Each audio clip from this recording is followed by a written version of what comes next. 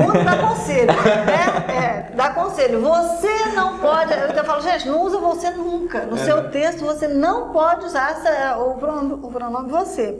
Então, primeiro, conclamação, né? Vamos nos unir para, ou então dá um conselho, tá? Você deve fazer isso, você não pode fazer aquilo, evitar isso porque não dá certo.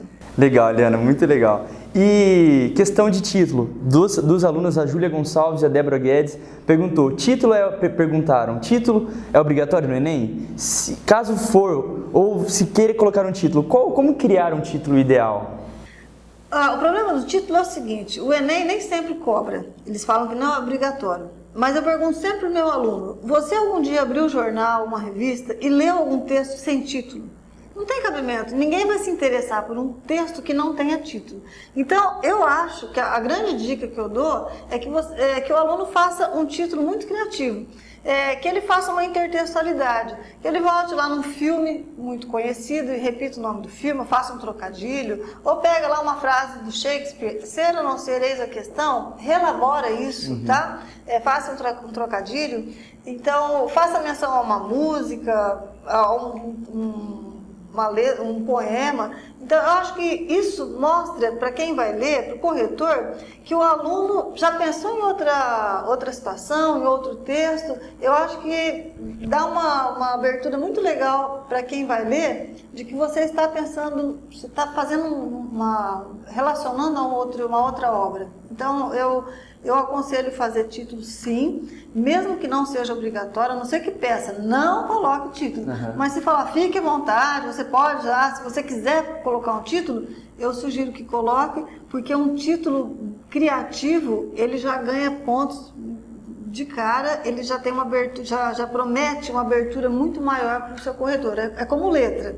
Ah, mas a letra não é importante? O Enem fala que a letra não precisa ser bonita, ela precisa ser legível. Ok, legível.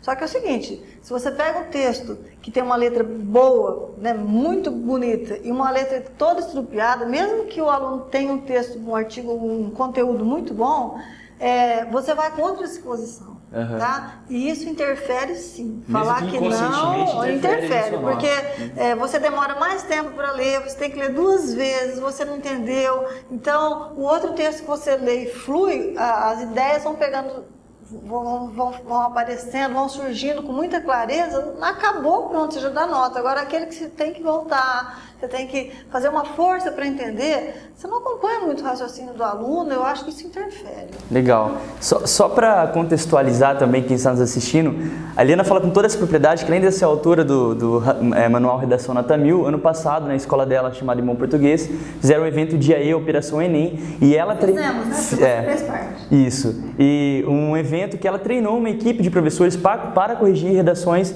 de acordo com os critérios do Enem. Então, gabaritadíssima, sabe muito do que está falando. E eu gostaria de perguntar, foi muito essa questão, eu falei, é uma dúvida minha, e eu achei que só eu tinha esse problema, Eliana.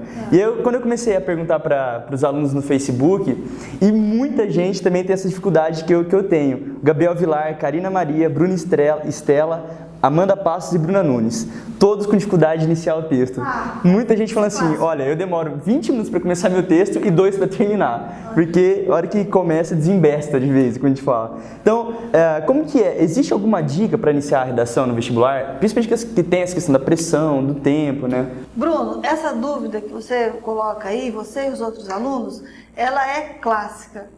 Quando você pede uma redação em sala de aula, a primeira pergunta que surge é, professora, como é que eu começo? Isso de 5º ano em diante é normal.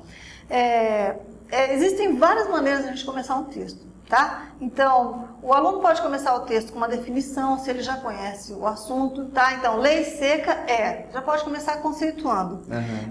O aluno pode começar com uma pergunta, a gente chama de pergunta retórica, porque ele vai perguntar e depois ele mesmo vai responder, tá? Pergunta. Ele pode começar fazendo uma divisão. Então, os problemas do Brasil se dividem em tal.